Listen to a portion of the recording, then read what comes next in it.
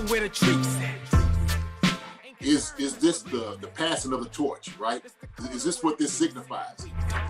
It comes down to that front office and what they feel is most important. The champ is here. We've touched down from a higher plane. Why you made it here? We always look forward to that week because it was always intense. You know that we ain't coming back. We about to. The man, the myth, the legend, Dante Hall. My favorite player growing up was Dante Hall. I love you guys in the show, but Dante was my guy. Get to dashing because you done on the warfield.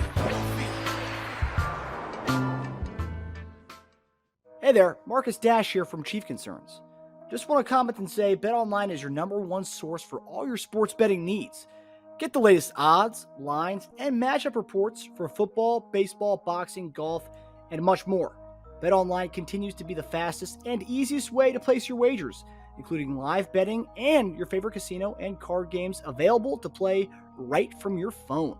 Head to the website or use your mobile device to sign up today and get in on the action. Remember to use promo code BELIEVE, BLEAV, for your 50% welcome bonus on your first deposit. BetOnline, where the game starts. Hey guys, welcome back to another episode of Chief Concerns. I'm Marcus Dash here with legendary tight end Jason Dunn. JD, how we doing, brother? Doing all right, my brother. Doing well. A little parched. Okay, been a little parched maybe because I've been shouting and screaming at the top of my lungs. Okay, symbolically at all Twitter, the people going crazy. I'm just watching this world implode, it seems like, or explode, whatever it may be. And you're either for the Chiefs or you doubt what we have because we didn't make any moves on yesterday. And so I think, hopefully the dust have settled so far, right? And everybody's coming to the reality that no one's coming to come help us. We're not getting any extra help, Marcus. Not going to get saved by no one. So I guess everybody's coming, realizing we got to do it ourselves, right? We got to do it on our own. So, I'm being animated for a reason, right? A simple fact, man, that the Chiefs are going to be okay. I'm doing fine. I want everybody else out there to do fine. Especially want our Chiefs family and team to do fine, and I think they will. I think they realize exactly what all is in front of them, what they need to achieve, what the challenges are, what they're dealing with, what questions need to be asked, and what they need to work on to get better. Okay, and so that's where I am right now. But I have no issue or problems. I've been in plenty locker rooms to understand what that means, how guys inside the locker room feel about that when you want to put the onus on your shoulders, because it's really what you want. Yeah. You do. If you want to bet on anything or anyone, you want to bet on yourself. And Brett Veach, Andy, and everybody else in the team aspect, they bet on themselves. And they're not satisfied with their play.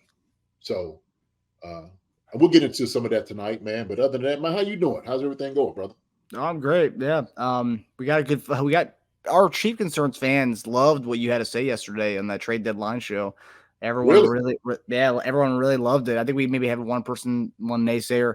But like most people on our Chief Concerns comments really were big fans of what you had to say, pretty much saying that, like, this is a team that's won it, last year, the reigning kings of the league. And like, if you don't like it, then you can find someplace else. But 6-2 team being a 1 seed, like, this is the last place people should be crying, and saying it's pretty much sounding like it's an implosion here. It's not just because you lost the Broncos doesn't mean the world's over. It doesn't mean that it's the end of the world. No, so.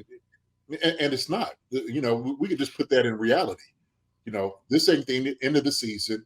We lose one game in the division to actually a tough opponent, and I think everybody keeps going back to the 70 points that they gave up against the Dolphins, who we play this week, and saying, well, this is a bad team.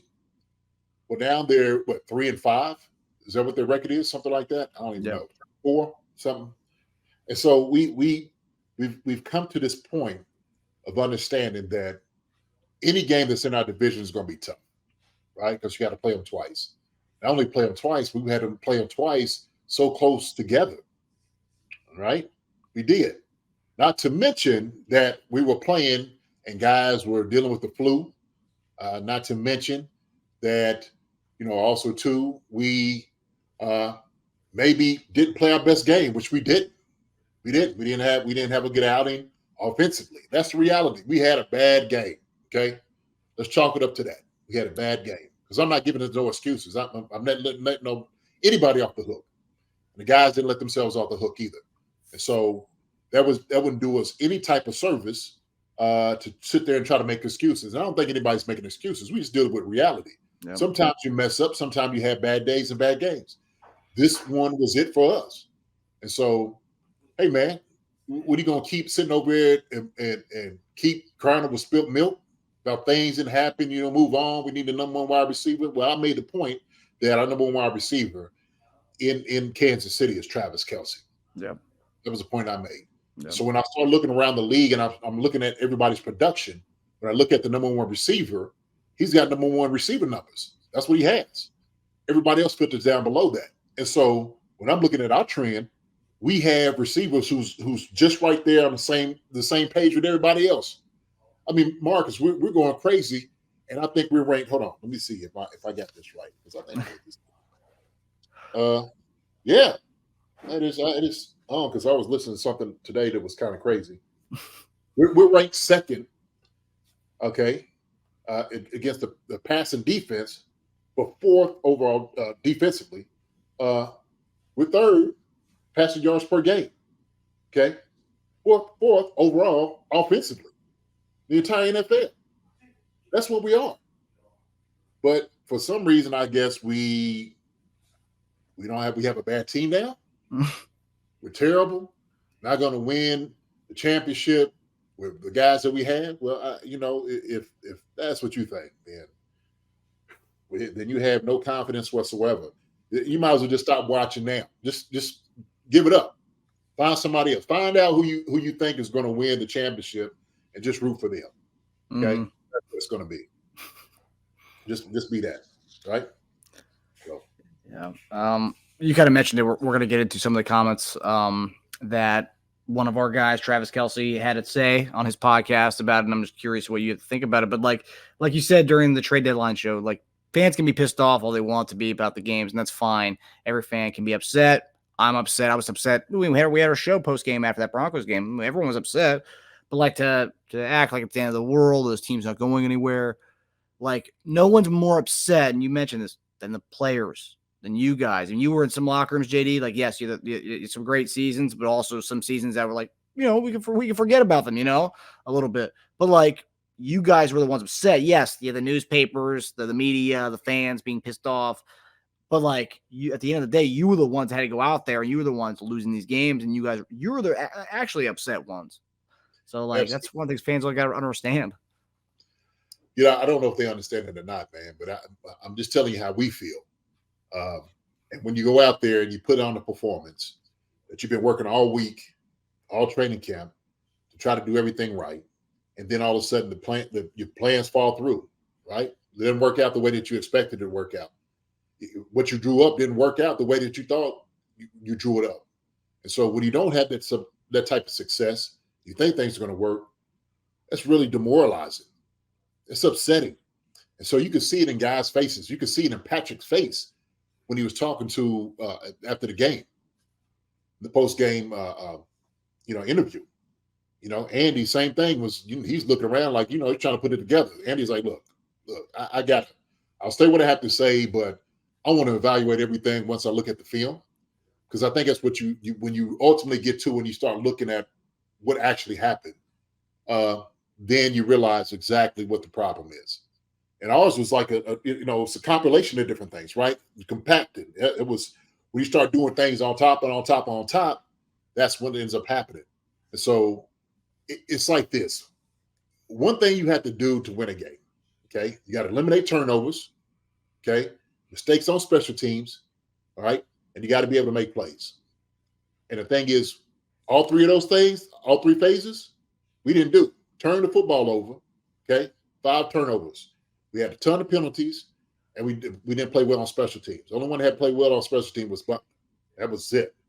Other than that, man, hey, it's really not a secret. You know, it's not like hocus pocus to find why we weren't successful. We just didn't play well. That was it. Period. So, yeah. I think the guys let that they understand that. But you was talking about what Travis said. What was Travis saying? Yeah, we'll get into that right now with our first topic. Okay.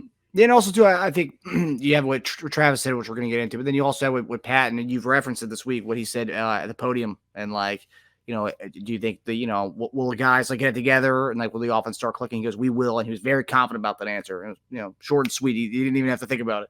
And then what Kelce said, so Kelce did not mince his words after the offensive struggles from the loss on Sunday on his podcast that came out on Wednesday.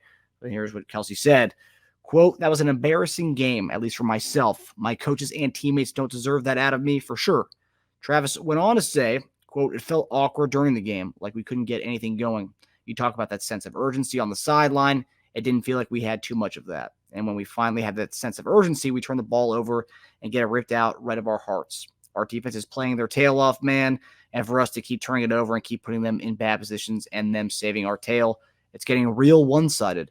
I don't think I've been in a situation where we've stalled this much as an offense throughout the year. Definitely at this point in the season. So, JD, what do you make of Kelce's comments on the recent struggles? Man, it's all true.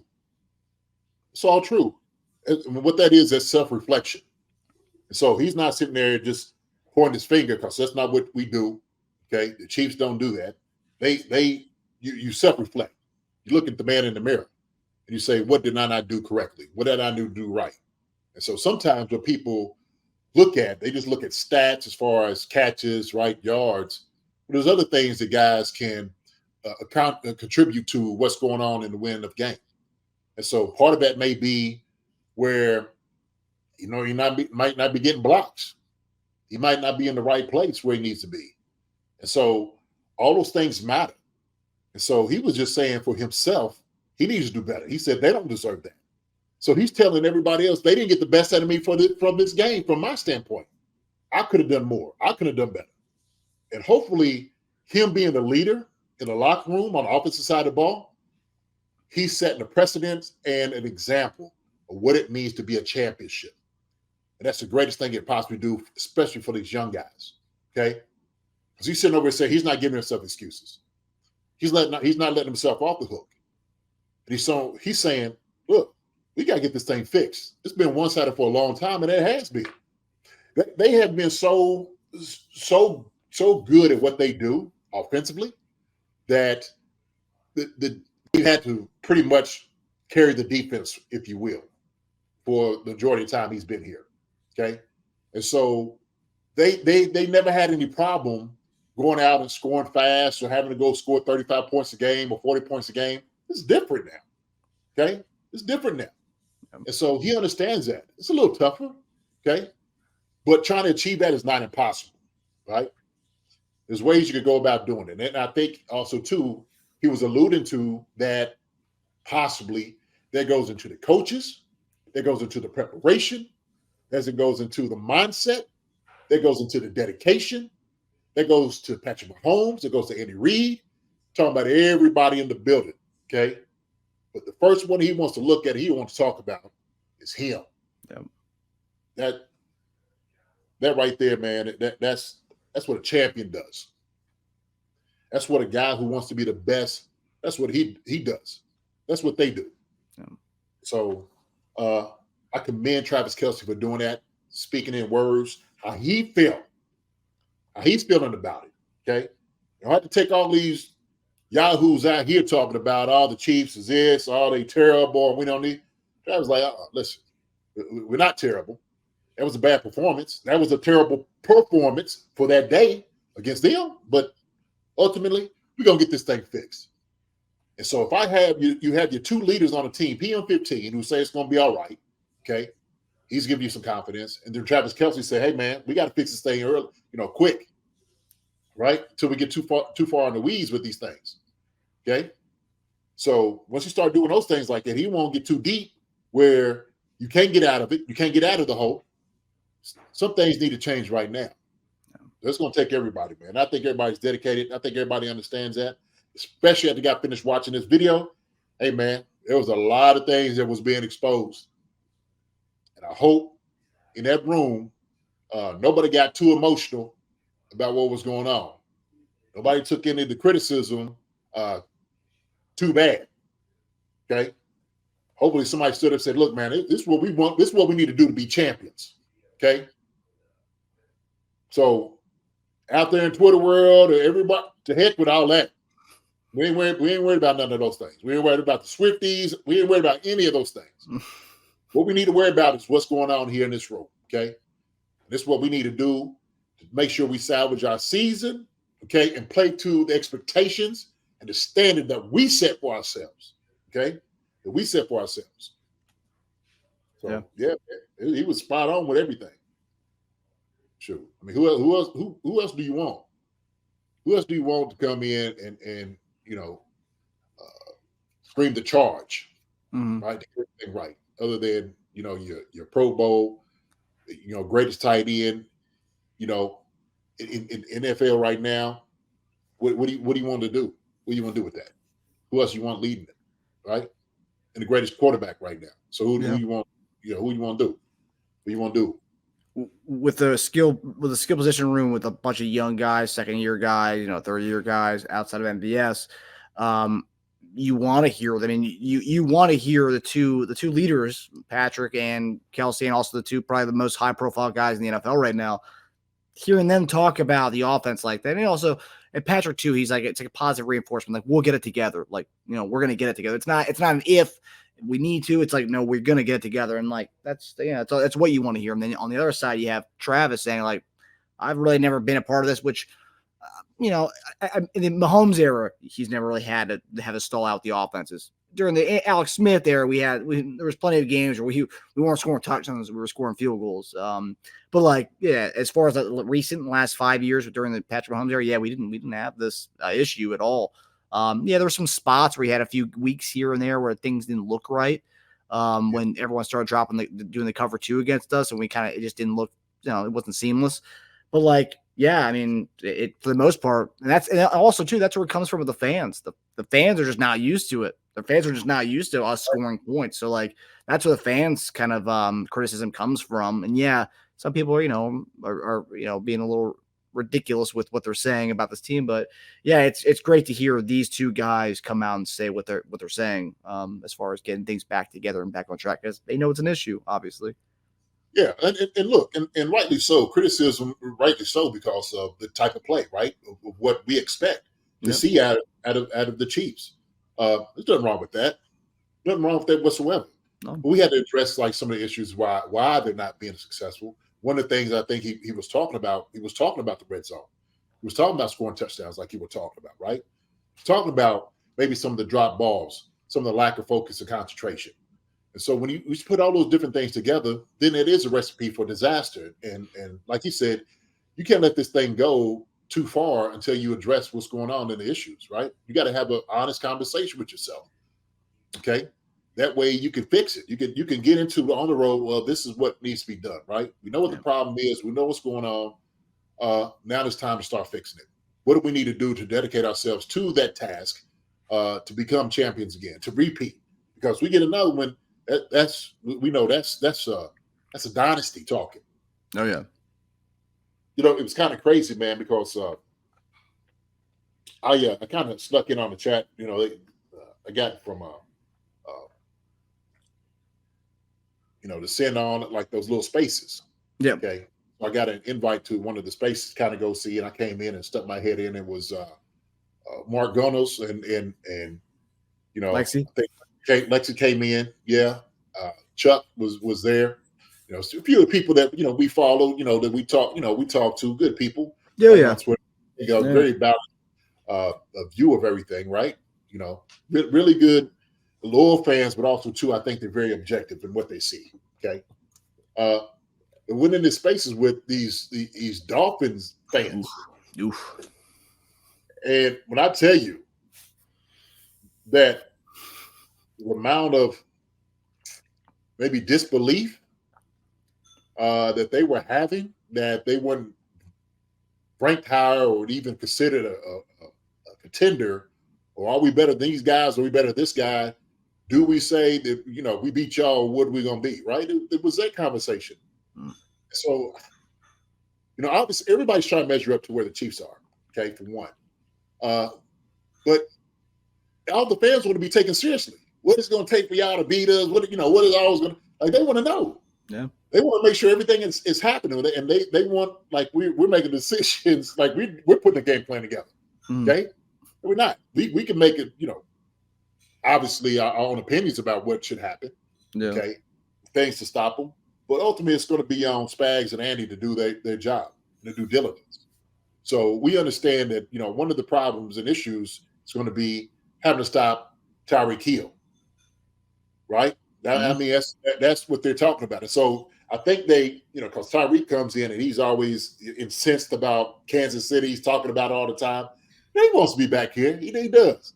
He, like you said, he didn't want to leave. I think he said something on the press conference. He didn't want to leave Kansas City. His story changes every other week though with the whole thing. I think he went on Brandon Marshall's podcast. And he was talking about it, and like someone posted a little reel of all the different things he said about that, like that whole contract negotiation. How it's like a different story every time he retells it again. But for the most part, yeah, I don't think he wanted to leave. He didn't want to leave Patrick Mahomes. That's for sure. Yeah, I mean, look, he was winning here, won a Super Bowl here, right? And people loved him for it. Okay, yeah. People here still love him. I love Tyreek Hill for everything he shows, and he's a talent in himself, man. I'm talking about he is a game changer. He's a one-time talent that you'll see in the NFL. Okay? He's the reason why we're never going to be. Most of our fan base is never going to be satisfied with any receivers you bring in here. I mean, that's the reality, right? but the thing is, when I look at it, he definitely wants to be here. But so when I look at these things and I hear the fans talking about it, I'm sitting there thinking in my head, like, well, guess what? Okay, we understand y'all got Tyreek Hill because he used to be here, he was part of our family, right? We got him, who has more film on Tyreek Hill than anybody else in the league? The Chiefs. Yep. I mean, who knows this man more than anybody else in the NFL? Yeah. The people that when he came here and cut his teeth off, got drafted. The Chiefs. We know what his strengths are, his weaknesses are. We understand all of that. We got the most film of Tyreek Hill in the NFL than anybody else. Yeah. Okay. When it gets him in practice, ate food with him, had drinks, laughs, cries, all those different things together, man. We talking about as family. Okay. Yep. We know Tyreek Hill. Spags and them guys are going to have a game plan to try to eliminate the things that he does. He ain't going to stop Tyreek Hill. He's just not. He's going to catch catches. He's going to do his thing because we know what you got. We know it. Yep. You know what I'm saying? Heck, we understand it because we was willing to let that talent walk. Yep. And let him go without paying him. So we understand that. That's why it's really no fear as far as like, things that we have to deal with. We understand what we got on the other side. Okay. We understand that. Spags will put a good game plan together. We got a very young secondary that's very talented, okay, that plays very physical, and they're looking for a challenge like this. Yeah. They're looking for it. So that's going to be a great matchup for us, trying to do everything to stop Tyreek Hill. They got Waddle, Barrows. We got a good game plan that I'm sure is going to be put together in Germany against this squad. Another thing that I think that we had to do is we're going to have to blitz Tua. We're going to bring pressure. We're going to apply pressure, okay? I'm talking about we're going to put this joke in the chokehold. We coming after him. A pressure will be applied. Believe that. With this injury-prone offensive line that they got right now, putting guys in, maybe switching guys around, Chris Jones, Charles Omenihu, Karlaftis, Herring, and all the other guys, they're going to put an end to all that. I'm trying to tell you, they're going to bring all type of noise. And they're going to keep coming. They're going to come all night. And they're not going to let Tua comfortable. They ain't going to let him be comfortable. They're not. They're coming after this. No, I don't want to cut. See, I'm already in the mode of, but they're going to be coming after this tail. Believe that. So yeah, that was our next topic. What was going to be just covering that, which you touched on it beautifully. But obviously, we had Tyreek Hill for 6 years in Kansas City, and Spags was there for most of that, for 4 of the 6. Or he took over Sutton, and Spags has been around, right, with Tyreek Hill. So when you're seeing a guy every day for around 5 years, that's, you develop a lot of stuff where, I'm sure coaches, when you're going against when you guys are going against defenses, you're like, okay, I know how to how we can game plan away from that D end or that D tackle or that, that safety.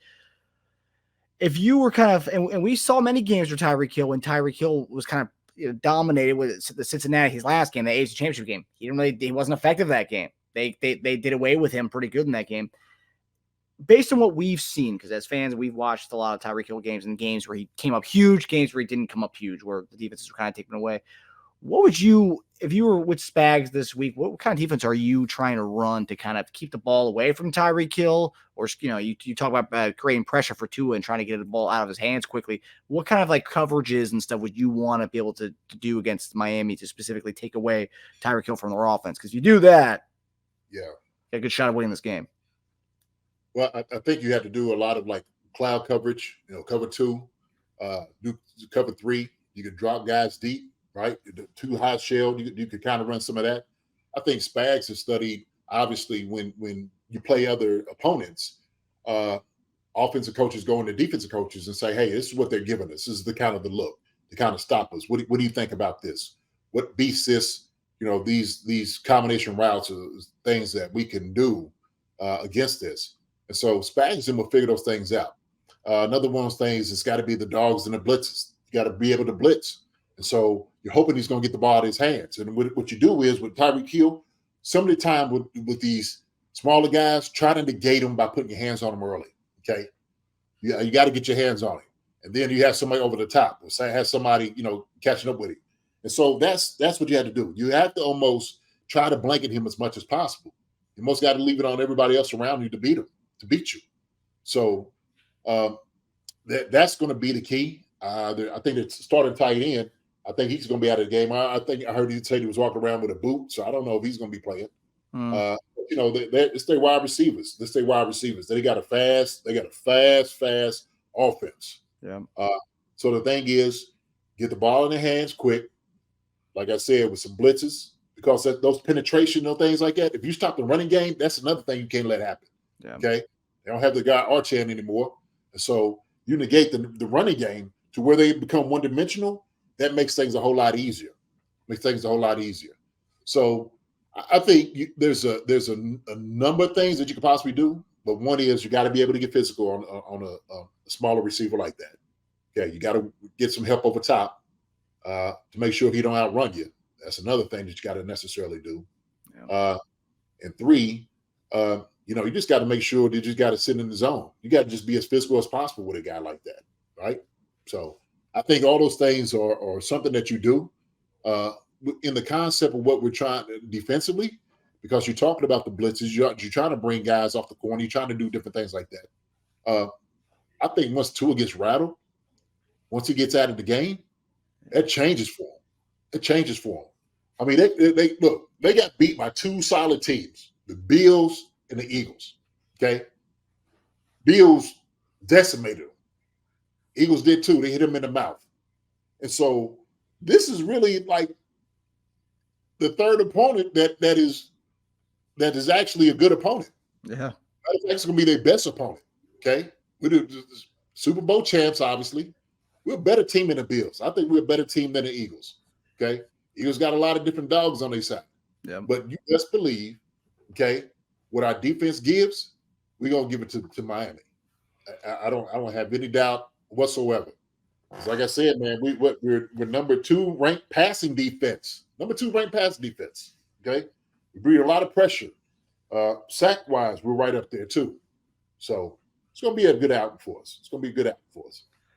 Yeah, but if you look at the strength of the opponent, I mean, you kind of hit on it. The losses they had against, obviously, the Eagles and the Bills, every other team they've beaten, the Panthers, they swept the Patriots, who were a disaster this year, the Broncos, and I said Panthers, New England.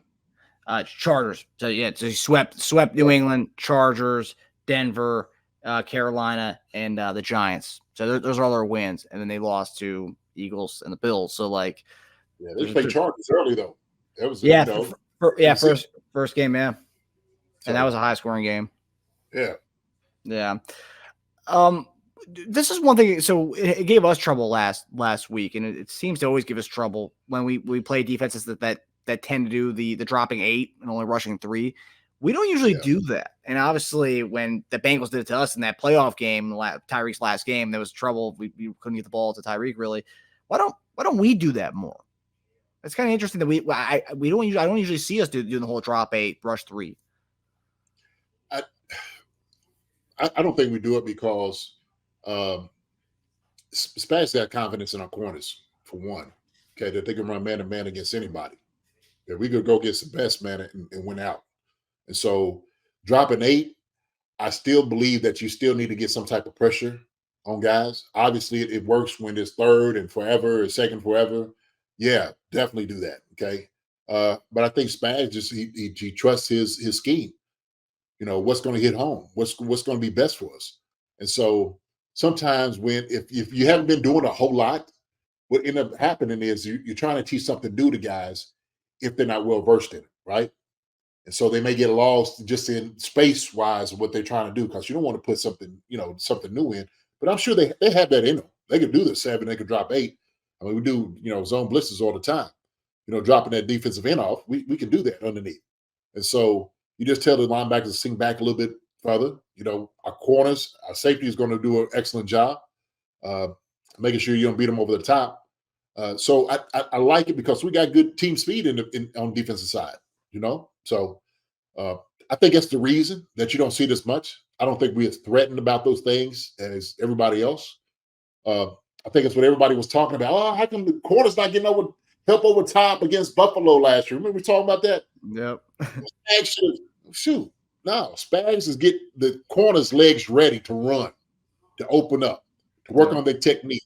Hey, this is what you do. If you back on the island by yourself, you need to be able to turn your hips, get the guy right in his hip pocket, and you need to run with it. When you see his eyes go up, your eyes go up. When you see him go for ball, you go for ball. Like, you got to be able to read these things. And when you learn how to do that, you learn how to swim, then we're gonna be good in deep waters when it gets there, right? And so we seen that last year. We seen when the deep waters came. Guess what? These guys, they were swimming. It's like it looked like what's his name, Phelps out there swimming. So yeah, man. Dude, I think they're gonna be fine. I think it's the reason Spags doesn't necessarily do those things, man. But look, we got, like I said, we got some guys up front. I'm looking for Chris. Chris is gonna have a good game. Charles is gonna have a good game. Karloff's gonna have a good game. I think just our defensive line is gonna be spectacular this week, because we need for them to be. Yeah. And once they learn that, man, the game is one up front. And I'm telling you, like I said before, with this offensive line, I don't want to say anything crazy about them, but this offensive line, they're trying to get a guy back. I don't know if he's going to be back this game, but he's still going to have young legs, right? He's going to be fresh. He ain't going to be getting his kick step like he should be, okay? You're going to get around that. But yeah, I said, man, pressure will be applied, okay? That's what we're looking for. Yeah, both games they lost. They had at least 3 sacks against Tua in the Buffalo Bills and the Eagles game. 3 sacks in the Eagles game, 4 sacks in the Bills game. So, oh yeah, hey, there you go. Let Spags cook. Yeah. Let it cook. Let it cook. Okay, so final topic here. We're going to game picks. So interesting. So we are obviously the Chiefs are hosting this game in Germany. It kind of sucks that we're the host team. It's not really a home game for us. But I do think we do have a lot of fans in Germany. We actually have some Chief Concerns fans, or we have some German fans. But yeah, so we were a 2-point favorite at one point, but that line has gone down to 1.5. So And I think I looked earlier, according to DraftKings, there was around 65% of bets placed were on the Dolphins. So a lot of people are hammering Miami. It looks like a lot of people are overreacting to the, or at least the betting public, overreacting to the game last week against the Denver Broncos. JD, so we're hosting this game. It's 9:30 in Frankfurt, Germany on Sunday, the first game of the day. For some of our West Coast fans, it's gonna be a rough wake up for you guys, 6:30. But who do you have in this game, JD, in Germany, in Frankfurt, Germany? You got Tyreek making his return to playing his former team. Yeah. So I'm looking at this game. I think it's going to be a high-scoring game, somewhat of one. But I think they might try to make a charge late. I think our offense is going to get right back on where we were doing the week before prior to this past week. I think it's more of an indication of who we have. I really do. And these guys challenging one another in the room. I think they're up to the task, man. I think everybody's taking a true reflection about who they are and what they want to be. Okay. And I think this week right here, get this win against Miami. Then you get a nice little bye. Okay. Still put it all together and say, like, look, man, from this point on, this is who we had to be. Okay. No more going back to that.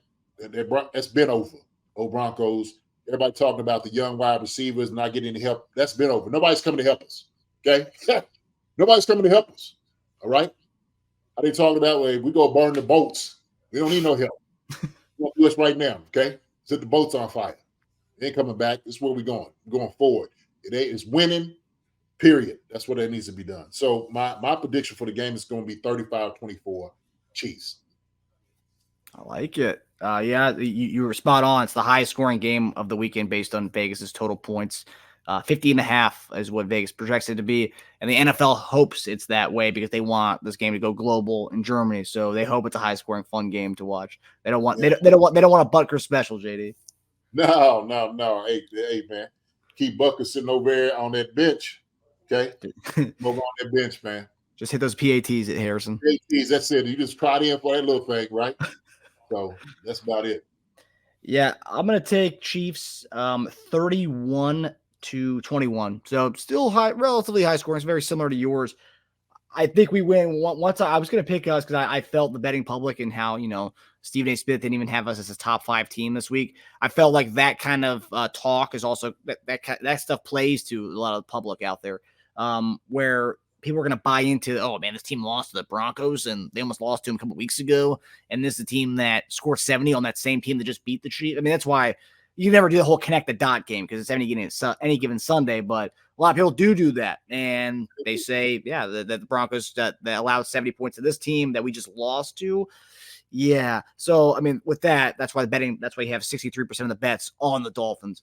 But yeah, I think we win handily. And I think you could take the Chiefs money line, obviously, or you could take them -1.5. But yeah, I think we cover this one 31-21.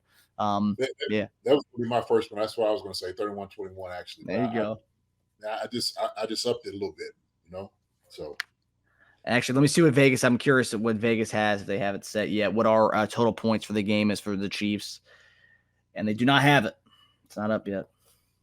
No, it's not up yet. The set score for the total points. Yeah, not up yet for the Chiefs specifically. So, yeah. Well, I'll tell you what, man, it's going to be exciting to watch. It really is. But I think, we're going to put a game plan together. What we got to definitely get better is in the red zone. We got to score touchdowns. Pure and simple.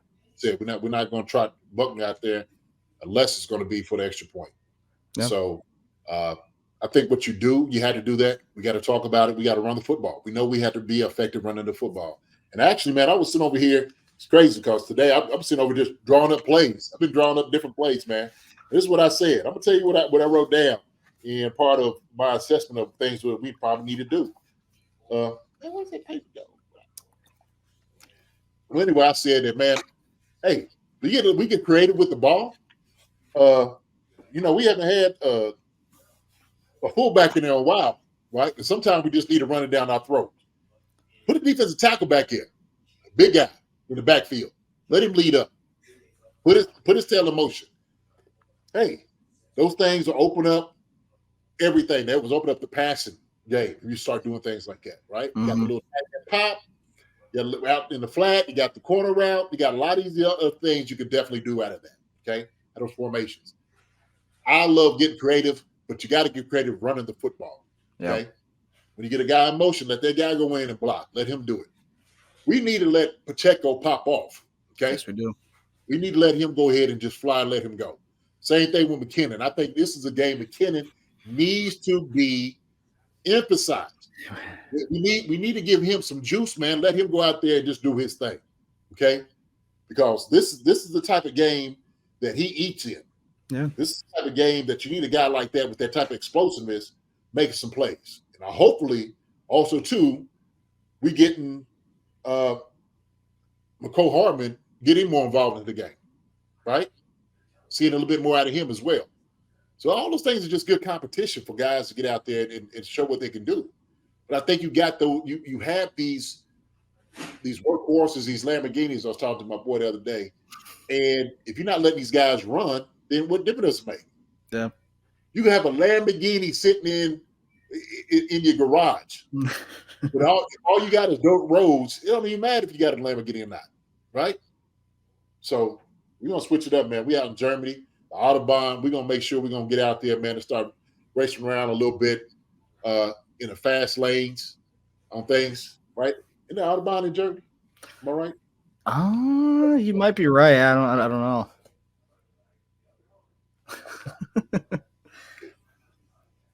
Yeah, I don't know. I'm sure. Hopefully, some of the guys, they're getting there. Interesting though. I want to ask you this. So, Dolphins have been there for at least a day because McDaniel's had a press conference today. So, Yeah. Chiefs fly out Thursday afternoon, get there Friday. I had the European trip this summer. Jet lag would knock me on my butt, JD. Do you find it? I mean, do you think it's kind of too soon for them to come out there or not? I guess it's kind of late for them to come out there, coming there Friday and then playing a game on Sunday. I don't know, man. That jet lag just was knocked me on my butt. But I'm hoping these guys have done some studies behind when to take the guys over there. Yeah. So you said when they supposed to leave? The Chiefs? They leave Thursday afternoon. They land in Friday. Okay. I mean, I obviously I would want to go out there earlier, but Yeah. but to be honest with you,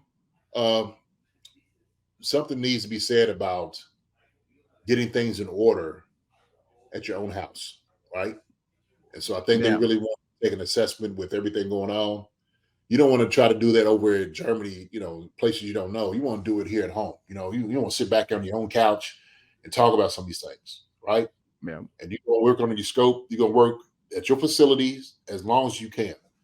So Thursday, get there Thursday, Friday, Saturday, maybe get it Sunday. Hopefully it's out of you, right? The thing is, one of the things you got to do is you got to get up moving. That's the thing about it. When you go over a few time zones, you got to get up moving around. Yeah. Got to get acclimated and used to it. So yeah. So they're leaving out. Well, shoot, you said Thursday. They leave Thursday afternoon here, so they land. I think I was watching Harold Kuntz's report on it. He said they land Friday, so they'll be there Friday. But yeah, the one thing, based on my on what I did on my trip there, which I didn't know. I mean, my girlfriend Laura told me to get up on that flight there. I was like, nah, I'm just gonna sleep it. I'm just gonna sleep it. Didn't get up once on that flight there. I woke up. Man, my back was killing me. My knees were killing me. The whole thing was so bad. So on my way back, when we actually flew out of Frankfurt to come back to America. I got up. I went to the bathroom a few times, stretched a little bit. I mean, I'm assuming there's plenty of people on those teams on those planes who are going to be telling the guys to get up and and do stuff. Maybe some group calisthenics are on the plane. Who knows? Yeah. Hey, but I think that's very important. Especially, like I said, when you're doing that, making that type of travel, you got to get up and move it. And hopefully, when they get there, they can get in and muster maybe a quick little practice, quick little walkthrough, and just kind of talk about it. Just like I said, moving your legs around, stretching out a little bit, and just getting the fog of it. Right, that's what you got to do. So maybe it'd have been ideal if they left today. Yeah, night would have been perfect, but they'll be fine. They'll be all right. Yeah, I'm sure there's some study or something they did to rationalize leaving Thursday and land there Friday. you can find different studies, I'm sure, for everything to kind of back what you want to do. Right, So. right. Yeah, of course. Oh, does it mean we can fly out there the day before? Yeah, sure. This study says I'm sure. But I'm sure they've done extensive research to find out how much of this the lag will stay on you if you don't get up moving around and whatnot, right? Mm-hmm. Good thing, man. We got some high performance bodies. Yeah, going out there, so I think they'll be okay. Yeah, I can't wait for Sunday. I mean, obviously the Tyreek Hill aspect of its storyline in itself, but then playing in Frankfurt, Germany, it's just so different, than what we're used to. We've done England a few times in the Andy Reid era alone. We have, so like, yeah, it's gonna be a fun one. I cannot wait. Start the game out early on Sunday with our Chiefs. And again, we mentioned at the beginning of the show, Sunday right after the game on Bleacher Report, myself, JD, and Tasia will all be getting you guys ready for the rest of your NFL Sunday. So we'll be at probably about around 12:30 on Sunday to talk about this Chiefs game in Germany. Hopefully a Chiefs win in Germany, which I'm going to go ahead and say I think it's going to happen. So yeah, I do too. Absolutely. No doubt about it, man.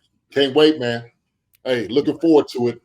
Come back, we have a conversation, do a kumbaya moment for everybody. Just, take it all in. Like, hey, you know what? It wasn't as bad as we thought it was. Yeah. You're right, JD. You're absolutely right. I appreciate you come in and talk to us and kind of talk us down a little bit. Yeah. That's what your boy's here for, man. I'm here for therapy, okay? Let JD come down, man, and relax you a little bit. Okay, we talk about it, have conversation, okay? Take it all in and let everything just chill. It's gonna be good. The different shows we have, we have the different we have the different personalities of JD. We have the doctor, we have the professor. I love it. Swami. And Nostradamus, but that's every episode, JD. It doesn't matter what show it is. That's true. That's true. Any before we head out of here, any Nostradamus predictions for Sunday? Any do you have any weird McCall Hartman will have 2 touchdowns or nothing? No, MVS is gonna have another one. Really? Yeah. All right. So, yeah. We're gonna have another one, another tub. So I hope you're right. Man, Nostradamus.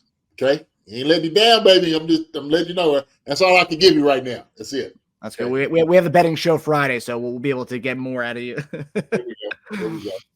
All right, everybody. We hope everybody enjoyed the episode. We'll see you guys on Friday, where we'll have our cash and props with Dunn and Dash Friday, and then of course Saturday or Sunday after the game, right here on Bleacher Report, and you can also find it on our YouTube channel after that recording's done. So take it easy, everybody. Hi, everybody. Thanks for watching. Subscribe here to get the latest from the show. Also, be sure to check out the best clips from Chief Concerns. And if you prefer to listen to the show, subscribe and follow us on Apple Podcasts, Spotify, and anywhere else you get your podcasts.